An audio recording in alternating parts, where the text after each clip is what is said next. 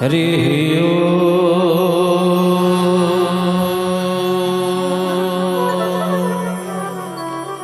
हरि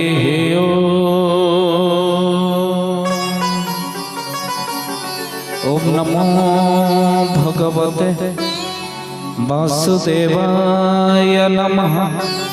ओम क्लीं कृष्ण गोविंदाय गोपीजनवल्लभाय नमो नमः। सच्चिदानंद रूपाय विश्वपत्यादि हेतवे तापत्रय विनाशाय श्री केशवाय नमो नमः। श्री केशवाय नमो नमः। लीलाचल निवासाय नित्याय परमात्मने बलभद्र सुभद्रा जगन्नाथाय ते नमः। जगन्नाथ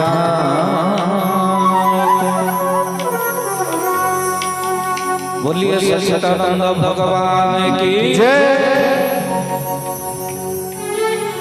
विश्व कल्याण हो बोल हरि बोल। अनंत कोटि ब्रह्मांड नायक महाप्रभु प्राणर प्राणेश्वर समस्त आराध्य विश्व ब्रह्मांडर कर्ता ठाकुर श्री श्री केशव नारायण श्री चरणारविंद तले अनंत कोटि दंडवत करी प्रातस्मरणीय गुरुदेव प्रेमाचार्य बाबा मधुसूदन श्री चरणारविंद तले अनंत कोटि दंडवत करी समस्त माँ माने बाबा माने आपण मानक ए अधम कथा शुणा पूर्वर मंचर परिचालक समेत समस्त ठाकुरंकर जड़े जड़े अनन्य सेवक मान ए अधम अनंत कोटि दंडवत करुचे प्रणाम करुचे। आउ आपण माने जो माने मंच तले बसचंत ठाकुरंक सहित सहचरी भावरे अनेक लीला सत्य तृतीया और द्वापर करि सारिबा परे कलि जुगरे ठाकुर श्री श्री केशवंक सहित आउ किछि लीला बाकी थिला। आउ आपण करिबा पई ए कलि जुगरे अवतीर्ण होइचंते त आपण मानको अनंत कोटि प्रणाम करुछि। जो माने मंच तळे बसिचंते ए केते जन्मर संपर्क अनेक जगह अनेक कथा कहे किंतु ठाकुरंक सत्संग किछि नियारा एइथि पई लागे आपणक सहित आपणक आखि को अनै सारिबा परे लागे जंती संपर्कटा गोटिए जन्मर नुहे गोटिए जन्मर। आउ आपण माने भी से प्रभुंक ठारू जन्म होई ठाकुरंकर लीला संगी भाव में जन्म होइचंती। आउ ठाकुर तांका चरण रे चाकर करी अधम दिवाकर को तांका कथा कहबा पई नियोजित करिचंती। आठो बड़ आनंद कोन हे पिला बेलठू मागे जदि कोठी चाकरी दबु तो चरण रे दबु। आउ कथा सेवक भाव रे तांका कथा कहबा केशवर कथा कहबा ये गोटे छोटिया कथा नुहे। ए जगह बसवा आपण मान को अनै तांकरी कथा कहबा मामू घर कथा माँ आगे कहबा जा आपण मान को ठाकुर को कथा शुणा से किंतु तथापि मामू घर कथा जेबे भी मो माँ आगे कहे माटा भारी खुशी आउ कहे मो बापा घर कथा पूरा तू कहूँ कह कह कह मामू केमितिया मामू अजा केमितिया अरे कह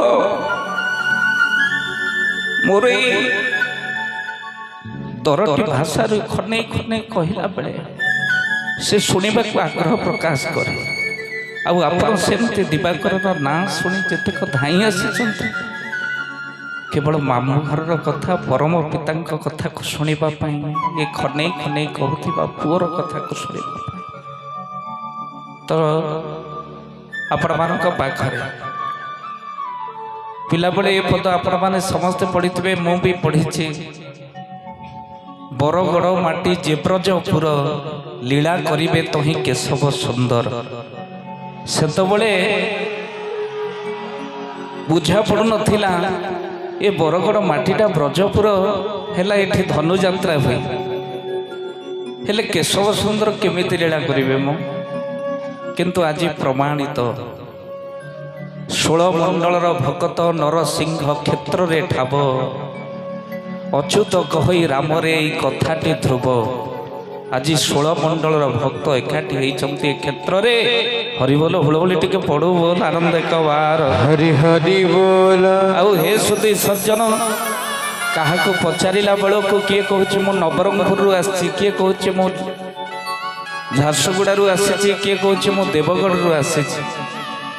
16 ମଣ୍ଡଳର ଭକ୍ତ ଅନୁଗୁଳ, ବରଗଡ଼, ଭଦ୍ରକ, ବାଲେଶ୍ୱର, ବଲାଙ୍ଗୀର, ବୌଦ୍ଧ, କଟକ, ଦେବଗଡ଼, ଢେଙ୍କାନାଳ, ଗଜପତି, ଗଞ୍ଜାମ, ଜଗତସିଂହପୁର, ଯାଜପୁର, ଝାରସୁଗୁଡ଼ା, କଳାହାଣ୍ଡି, କନ୍ଧମାଳ, କେନ୍ଦ୍ରାପଡ଼ା, କେଉଁଝର, ଖୋର୍ଦ୍ଧା, କୋରାପୁଟ, ମାଲକାନଗିରି, ମୟୂରଭଞ୍ଜ, ନୂଆପଡ଼ା, ନବରଙ୍ଗପୁର, ନୟାଗଡ଼, ପୁରୀ, ରାୟଗଡ଼ା, ସମ୍ବଲପୁର, ସୁବର୍ଣ୍ଣପୁର, ସୁନ୍ଦରଗଡ଼ର ଜିଲ୍ଲା ବା 16 ମଣ୍ଡଳର ଭକ୍ତ ଏ ଜାଗାକୁ ଧାଇଁ ଆସିଛନ୍ତି। ଏହା ହିଁ 16 ମଣ୍ଡଳର ଲୀଳା ବୋଲ ଆନନ୍ଦ ଏକବାର ହରି ହରି ବୋଲ। ଠାକୁର ସ୍ଥୂଳ ଦେହରେ ଥିଲାବେଳେ କହିଥିଲେ ଭକ୍ତବନ୍ଧୁ ଲୀଳା ହେବ ପଦ୍ମପୁରରେ। ଗୋଟିଏ ପଦ୍ମପୁର ଆଉ ପଦ୍ମକ୍ଷେତ୍ର କଥା ଆପଣମାନେ ଶୁଣିଛନ୍ତି। ମହାପ୍ରଭୁଙ୍କ ହସ୍ତରୁ ପଦ୍ମ ଖସି ପଡ଼ିଲା, ଆଉ ପଦ୍ମ ନାମ ବନ ନାମେ ହେଲା ବିଦିତ, ଧ୍ୟାନ କରୁଛନ୍ତି ଯହିଁ ଅଚ୍ୟୁତ। ସେ ବନର ନାମ ହେଉଛି ପଦ୍ମବନ। ଆଉ ଏଠି ମୁଁ ଠାକୁର ଆସିଲେ ଲୀଳା କଲେ, ଆଉ ଏ ଜାଗାର ନାମ ଏଠି ମଧ୍ୟ ପଦ୍ମପୁର ପାଲଟି ଗଲା ବୋଲ ଆନନ୍ଦ ଏକବାର ହରି ହରି ବୋଲ। ଆଉ ହେ ସୁଧୀ ସଜ୍ଜନ, ମହାପ୍ରଭୁଙ୍କ ପାଖ ତାଙ୍କରି ଲୀଳା। ଭକ୍ତବନ୍ଧୁ,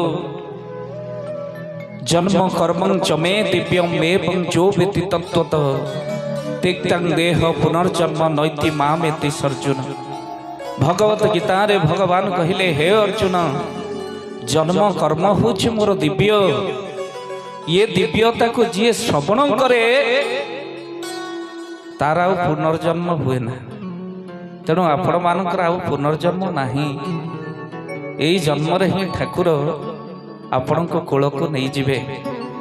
ଆଉ ଭକ୍ତବନ୍ଧୁ, ପିଲାବେଳେ ଗୀତା ଭାଗବତ ରାମାୟଣର ପ୍ରବଚନ ଦେଲାବେଳେ କେବଳ ଜୀବ ପରମର କଥା ଜାଣିଥିଲି, କିନ୍ତୁ ଠାକୁର କେଶବଙ୍କ ପାଖକୁ ଆସିଲା କି ଏଠି ଜୀବ ପରମ ଆଉ ଚରମର କଥା ବି ଜାଣିବାକୁ ପଡ଼ିଲା। ହରି ହରି ଆଉ ଏ ବୋଲ। ସଜ୍ଜନ, ପ୍ରଭୁଙ୍କ ଦରବାର ଭିତରେ ଆପଣମାନଙ୍କୁ କହି ରଖିବା ପାଇଁ ଚାହେଁ, ଠାକୁରଙ୍କ ଲୀଳା ହେଉଛି ଅପୂର୍ବ। ଆମେ ସବୁବେଳେ ସମର୍ପଣ ବନ୍ଦନାରେ ପଢ଼ୁ, ତୁମେବ ମାତାଶ୍ଚ ପିତା ତୁମେବ, ତୁମେବ ବନ୍ଧୁଶ୍ଚ ସଖା ତୁମେବ, ତୁମେବ ବିଦ୍ୟଂ ଦ୍ରବିଡ଼ଂ ତୁମେବ, ତୁମେବ ସର୍ବ ମମ ଦେବ ଦେବ। ତୁମେ ହେଉଛ ମା, ହେ କେଶବ ସୁନ୍ଦର, ତୁମେ ହେଉଛ ମୋର ମା। ସ୍ତ୍ରୀ ସବୁବେଳେ ଦରାଣ୍ଡେ ପକେଟ, ମା ସବୁବେଳେ ଦରାଣ୍ଡେ ପେଟ। ଏ 56 କୋଟି ଜୀବର ପେଟ ଦରାଣ୍ଡିଲା ବାଲା ତୁମେ ପ୍ରଭୁ। ପୁଣି ଯଦି ଆସେ ଆପଣମାନଙ୍କର ଆଉ ଉପରେ ମୀମାଂସା, ଛୋଟିଆ ଲୀଳାଟିଏ ଚରିତକୁ ସମସ୍ତେ ଜାଣିଛନ୍ତି ଆଜ୍ଞା। ମାହାଙ୍ଗାରେ ଠାକୁରଙ୍କର ଶ୍ରୀ ପାଦୁକା ପୂଜା ସମୟରେ ଅନେକ ଭକ୍ତମାନେ ଠାକୁରଙ୍କୁ ଦର୍ଶନରେ ଛୁଟି ଆସନ୍ତି ଆଜ୍ଞା ଆଶ୍ରମ। ଜଣେ ମା ଆସି ପହଞ୍ଚିଥିଲା, ଆଉ ତା ଛୁଆଟି ଶୋଇ ପଡ଼ିଲା ପରେ ଆଜ୍ଞା ମାଟି ଜରିଆ ନଦୀକୁ ସ୍ନାନ କରିବାକୁ ପଳେଇ ଯାଇଛି। ଛୁଆଟା ଯେତେବେଳେ ଉଠି ପଡ଼ି ତା ମାଆକୁ ଖୋଜିଛି, ଆଉ ଜୋରରେ କାନ୍ଦିଛି। ସେତେବେଳେ ଠାକୁର ଶ୍ରୀ କେଶବ ସେଇ ଘରକୁ ପହଞ୍ଚି ଯାଇ ମା ହେଇ ତାକୁ ସ୍ତନ୍ୟ ପାନ କରେଇଛନ୍ତି। ଏ ଲୀଳା ସମସ୍ତେ ଜାଣିଛନ୍ତି। ସେ କିଭଳି ମା, ଆରେ ମୁଁ ତୁମର ପିତା, ପୁଣି ମୁଁ ତୁମର ମାତାରେ, ତମେ ମୋତେ ଚିହ୍ନି ପାରୁନ, କିନ୍ତୁ ସମୟ ଆସିବ ସବୁ ବୁଝିବ। ଆଉ ବୁଝିଲା ବେଳକୁ ଆଉ ସମୟ ନଥିବ। ଆଉ ଆପଣ ବୁଝିଛନ୍ତି ବୋଲି, ଯିଏ ବୁଝିଛି ସିଏ ପୂଜିଛି, ଆଉ ଯିଏ ବୁଝି ନାହିଁ ସେ କୋଉଠୁ ପୂଜିବ ଆଜ୍ଞା। ଅନେକ ନିନ୍ଦା କରିବେ ବୋଲି ମହାପୁରୁଷ ଅଚ୍ୟୁତାନନ୍ଦ ଲେଖିଥିଲେ 600 ବର୍ଷ ତଳ ତାଳପତ୍ର ପୋଥିରେ ମାଳିକା। ଠାକୁର କହିଲେ ଆମେ ଆସିବୁ କହିଲେ ଚୋର ପ୍ରାୟ ଆମେ ଅବନି ଭ୍ରମିବୁ ଭକ୍ତ ଉଦ୍ଧାରିବା ପାଇଁ ଗୌଡ଼ ଲୋଭକ ଉଦ୍ଧାରିବା ପାଇଁ ଚାହିଁ ଜଗ ଜଗ ନିନ୍ଦୁଥିବେ ଲୋକ ସିଏ କି ପ୍ରଭୁ ବୋଲାଏ ଜୟ ଜଗନ୍ନାଥ ଜୟ ଶ୍ରୀ ଅଚ୍ୟୁତ ଜୟ ଜଗନ୍ନାଥ ଜୟ ଶ୍ରୀ ଅଚ୍ୟୁତ।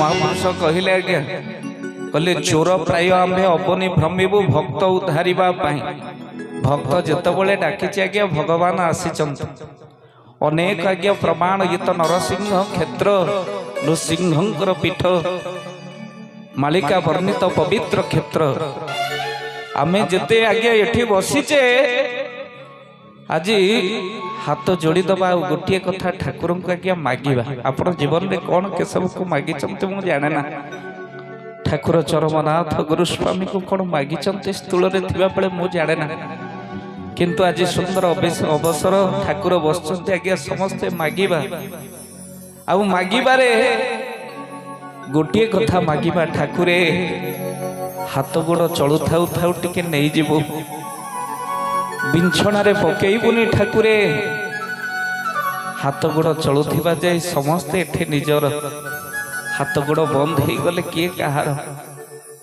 ତୋ ନାମକୁ ସ୍ମରଣ କରି କରି ଯେମିତି ଏ ଜୀବନ ଚାଲିଯାଉ ପ୍ରଭୁ ଆଉ ଅନ୍ତ କାଳରେ ଠାକୁରେ ତୋ ଦର୍ଶନ ଯେମିତି ମୋତେ ମିଳୁ ପ୍ରହ୍ଲାଦ ସେଇ କଥା ମାଗିଲେ ନୃସିଂହଙ୍କୁ ଆଉ ଆମେ ମଧ୍ୟ ହାତ ଯୋଡ଼ି ଟିକେ ମାଗିବା ପ୍ରଭୁଙ୍କୁ ଯୋଉଦିନ ଏ ପାଦ ତୋ କ୍ଷେତ୍ରକୁ ଯାଇପାରିବ ନାହିଁ ଯୋଉଦିନ ଏ ହାତ ତୋ ପାଇଁ ଫୁଲ ଦିଟା ତୋଳି ପାରିବନି ଯୋଉଦିନ ବସି ମୁଁ ଧାରା କରିପାରିବିନି ସେଦିନ ମୋତେ ନେଇଯିବୁ ଠାକୁରେ ଆଉ ବିଛଣାରେ ପକେଇ ଏତେ କଷ୍ଟ ଦବୁନି ପ୍ରଭୁ ଆଉ ଯିବା ସମୟ ଭିତରେ ତୋତେ ସ୍ମରଣ କରି କରି ଠାକୁରେ ଏ ପ୍ରାଣ ପକ୍ଷୀ ଯେମିତି ପଳେଇ ଯିବ ଆଉ ହାତ ଯୋଡ଼ି ଆମେ ସମସ୍ତେ ପ୍ରାର୍ଥନା ଗୋଟିଏ କରିବା ଆଉ ମାଗିବା ଠାକୁରଙ୍କୁ ଠାକୁରେ ଆଉ କିଛି ଦରକାର ନାହିଁ ଆଖି ସାମ୍ନାରେ ତୁମ୍ଭ ଛବି ଦେଖି ଦେଖି ଯେମିତି ଜୀବନଟା ଚାଲିଯାଉ ପ୍ରଭୁ ମାଗେ ଦିବାକର ଏ ଠାକୁରେ ଚରଣ ତୋହର हे प्रभु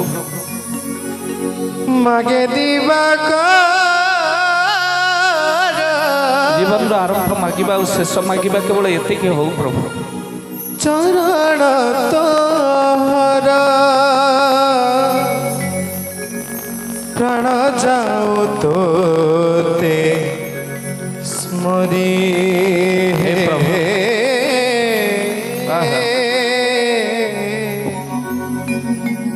प्राण जाओ तो हाथ जोड़िबा आज मागिबा स्मरी तू मुहକୁ ଥରେ ଚାହିଁଲେ के सब लुह धार जाए झरी तू नामକୁ धरी मोर दिन सरू करे मु तो गुहारी तू ही मोर सब तू ही मोर प्रभु तू ही मोर सब तू ही मोर प्रभु परम दयालु हरि प्राण जाओ तो स्मरी तू मुहକୁ ଥରେ ଚାହିଁଲେ କଷ୍ଟ ଲୁହ ଧାର ଯାଏ ଝରି ତୋ ନାମକୁ ଧରି ମୋର ଦିନ ସରୁ करे ମୁଁ ତୋତେ ଗୁହାରି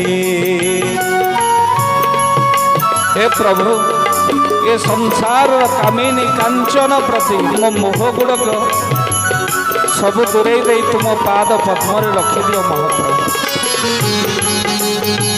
जय हो हरि बोल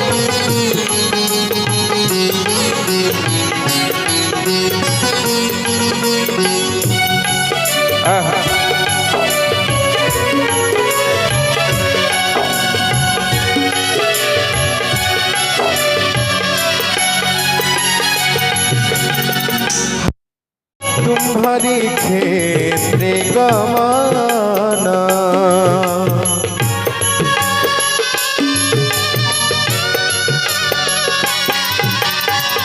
हाथ जदि देल करुथिबि एका तुम्हर नित्य पूजन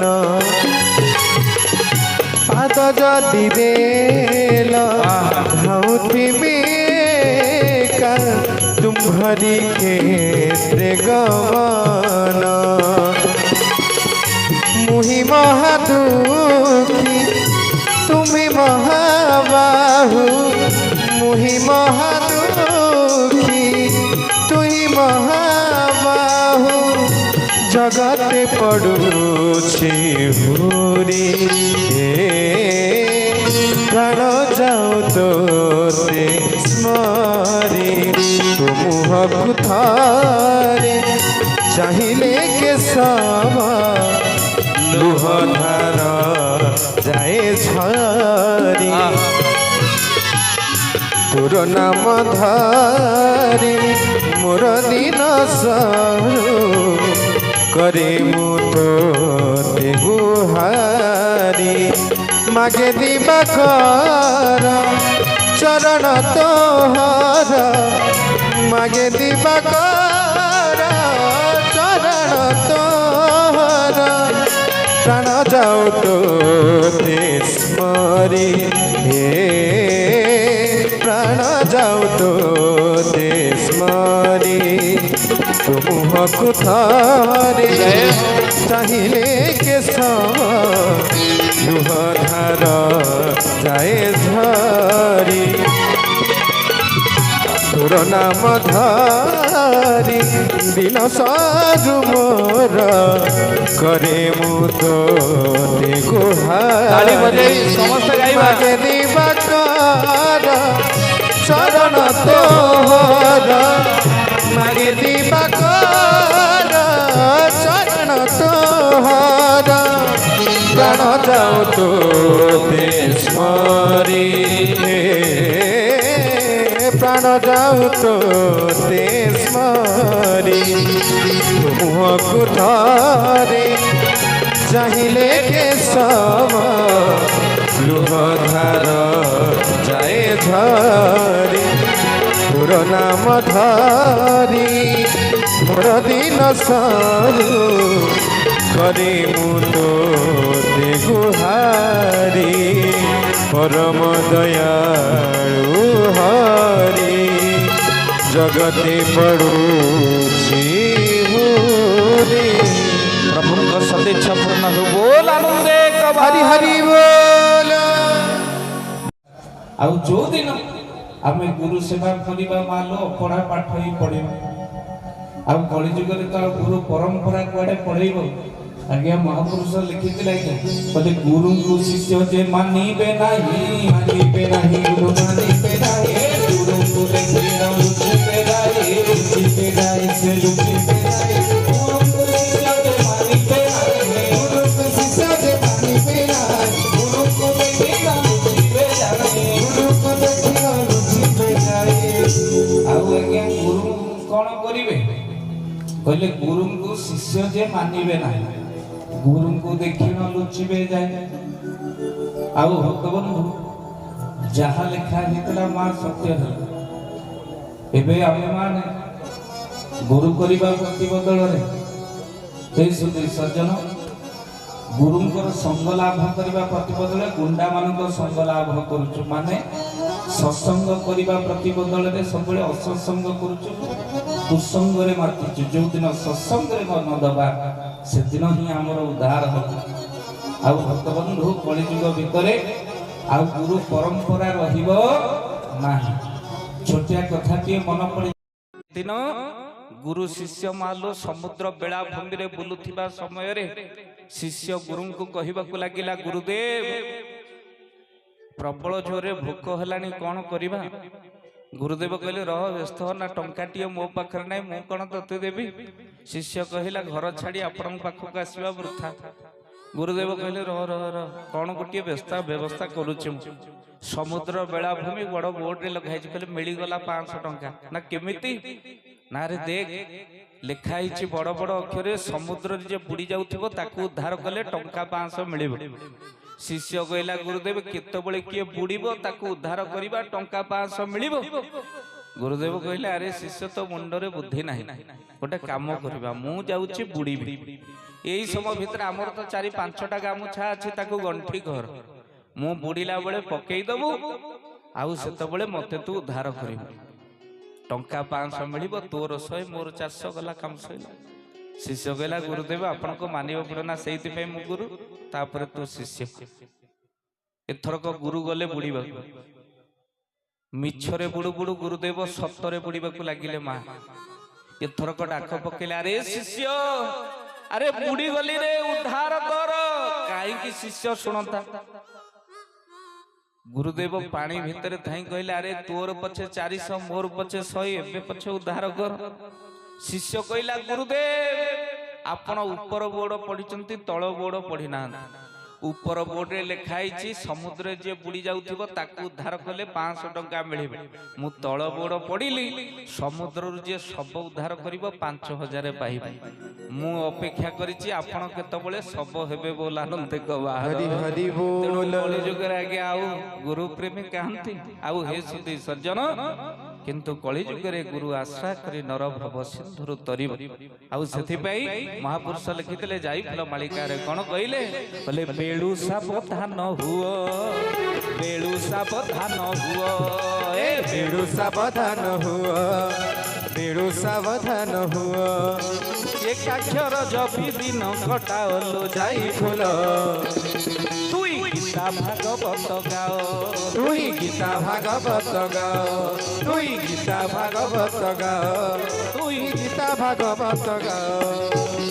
ସମ୍ପୂର୍ଣ୍ଣ ତଥ୍ୟ ମହାପୁରୁଷ ଅଚ୍ୟୁତ କହିଲେ। କହିଲେ ବେଳୁ ସାବଧାନ ହୁଅ। ଆପଣ ମାନଙ୍କୁ ସାବଧାନ କରିବା ପାଇଁ ଠାକୁର କୂଳ କରିଛନ୍ତି ମା। ଆଉ ବେଳ ଆଗରୁ ଗୋବିନ୍ଦ ସ୍ମରଣ କର। ଓଡିଆ ଭାଗବତ ଜଗନ୍ନାଥ ଦାସ। ଆଉ ମା କଳିଯୁଗର କରାଳ ଗତି, ସେଥିପାଇଁ କଣ କହିଲେ? ଅତି ଦୁର୍ଲଭ ଜୀବନ ହଉଛି ମା ଏ ମନୁଷ୍ୟ ଜନ୍ମ। ତ ସେଥିପାଇଁ ବେଳ ଆଗରୁ ପ୍ରଭୁଙ୍କ ନାମ ସ୍ମରଣ ଭଜନ କୀର୍ତ୍ତନରେ ନବାକୁ ପଡିବ। ସେଥିପାଇଁ ଭାଗବତ କହିଲେ କଣ କହିଲେ? କହିଲେ ମନୁଷ୍ୟ ଜନ୍ମର ଲାଭ ଯଦି ଗୋବିନ୍ଦେ କରେ ଭାବ। রাধে গোবিন্দ গোবিন্দ গোবিন্দ জয় হো। মধু গড়ুছি মকরন্দ। বৃদ্ধা মনুষ্য দেহ বই যদি গোবিন্দে ভাব ନାହିଁ। রাধে গোবিন্দ গোবিন্দ গোবিন্দ মধু গড়ুছি মকরন্দ। କହିଲେ ବୃଥା ମନୁଷ୍ୟ ଦେହ ବହି ଯଦି ଗୋବିନ୍ଦେ ଭାବ ନାହିଁ। ଆଉ ଗୋବିନ୍ଦଙ୍କ ସହିତ ଭାଗବ କରିବା ପାଇଁ, ପ୍ରଭୁଙ୍କ ସହିତ କେଶବଙ୍କ ସହିତ ଭାବ କରିବା ପାଇଁ ଏ ସୁନ୍ଦର କାର୍ଯ୍ୟକ୍ରମର ଆୟୋଜନ ଭଗବାନ। କାହିଁକି ନା ମଣିଷ ସବୁବେଳେ ସଂସାର ସହିତ ଭାବ କରୁଛି। ତେଣୁ ଆଜି ଟିକେ ପ୍ରଭୁଙ୍କ ସହିତ ଭାବ କରିବା। ଏ ଯଜ୍ଞ କୋଉଠୁ ସୃଷ୍ଟି ହେଲା? ମହାପୁରୁଷ କଳିକଳ୍ପରେ ବଡ଼ ସୁନ୍ଦର ଭାବରେ ଲେଖିଛନ୍ତି। ଏ ସୁଧୀ ସଜ୍ଜନ କୋଉଠୁ? କହିଲେ ବ୍ରହ୍ମଣାକ୍ଷର ଶାନ୍ତି ମହାଯଜ୍ଞ ଶୂନ୍ୟରୁ ଖେରିତ ହେବ, ବହୁଳ ଶୂନ୍ୟରୁ କ୍ଷରିତ ହେବ। ନରସିଂହ କ୍ଷେତ୍ରେ କନ୍ଧ କନ୍ଦୁଡ଼ିଙ୍କ ଆଶା ପୂରଣ ହୋଇବ। জয় জগন্নাথ জয় শ্রী অচ্যুত, জয় জগন্নাথ জয় শ্রী অচ্যুত। କହିଲେ ମାଲୋ ଇଏ ବ୍ରହ୍ମଣାକ୍ଷର ଶାନ୍ତି ମହାଯଜ୍ଞ ଶୂନ୍ୟରୁ କ୍ଷରିତ ହବ। ନିର୍ଦ୍ଦେଶ ଆସିବ ସ୍ରଷ୍ଟାଙ୍କ ପାଖରୁ। ମାସ ତିଥି ବାର ପୁଣି ସେ ଆଗରୁ ନିର୍ଘଣ୍ଟ କରିଦେଲେ। ମାସ ମାଲୋ ହେଇଥବ କଣ? କହିଲେ କେଶବ ମାସର ଦଶମୀ ତିଥିରେ ଶୁକ୍ଳ ପକ୍ଷର ଜାଗ। କେଶବ ମାସ ହଉଛି କେଶବ, ବସିଛନ୍ତି ଆଜ୍ଞା କେଶବ। ଆଜ୍ଞା ପ୍ରଭୁଙ୍କ ଦରବାରରେ ଜଣେ ଠାକୁରଙ୍କର ଅନନ୍ୟ ସେବକ ମତେ କହୁଥିଲେ, କହିଲେ ବାବୁ ସମୟ ହେଇଗଲା, ଗୋଟିଏ ମାସ ପୂର୍ବରୁ ଆମେ କଥା ହଉଥିଲୁ। ଦ୍ରୌପଦୀ ଅନେଇଛନ୍ତି ଆଜ୍ଞା, ଆପଣ ଯାଇଛନ୍ତି ଗିରି ଗନ୍ଧମାର୍ଦ୍ଧନ ପର୍ବତଗିରି ଉପରକୁ ଆପଣ ଯାଇଛନ୍ତି, ଦ୍ରୌପଦୀ ଅନେଇଛନ୍ତି ଯେ ତା ପ୍ରଭୁ ଆସିବେ ଆଉ ସେ ଚରଣ ପଖାଳିବେ, ତାଙ୍କର ଆଶା ପୂର୍ଣ୍ଣ ହବ। ଦ୍ରୌପଦୀ ଅନେଇଛନ୍ତି। କାହିଁକି? ଆପଣ ଏବେ ଠାକୁରଙ୍କ ପୀଠକୁ ଗଲେ ଦ୍ରୌପଦୀ ଯୋଉଠି କେଶକୁ ଧୋଇଛନ୍ତି, ଇଏ ତ ଅଜ୍ଞାତ ବନବାସର ସେ ଗିରି ଗୁମ୍ଫା ଆପଣମାନେ ଦେଖିଲେ ଯୋଉଠି ପଞ୍ଚୁ ପାଣ୍ଡବ ମାନେ ଅଜ୍ଞାତ ବନବାସ କରିଥିଲେ।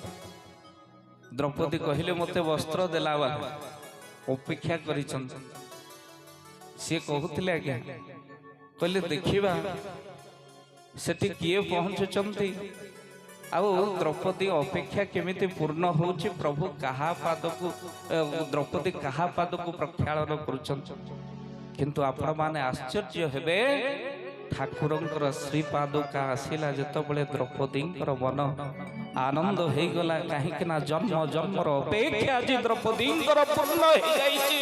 ଶ୍ରୀ କେଶବଙ୍କର ଚରଣ ପାଦୁକାକୁ ଆଜି ଦ୍ରୌପଦୀ ପ୍ରକ୍ଷାଳନ କରିବେ ମାଗିଥିଲେ ସେଦିନ।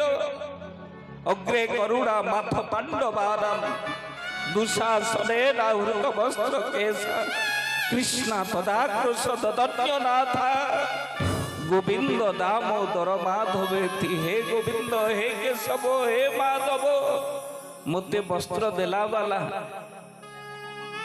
তো পাদକୁ ମୁଁ କେତେବେଳେ ଧୋଇବି। ଭକ୍ତବନ୍ଧୁ ସେ ସମୟ ଯାହାକି ଆଜି ପ୍ରମାଣିତ କରିଦେଇଛି ଦ୍ରୌପଦୀଙ୍କର ଅପେକ୍ଷା ଆଜି ପୂର୍ଣ୍ଣ ହେଇଛି।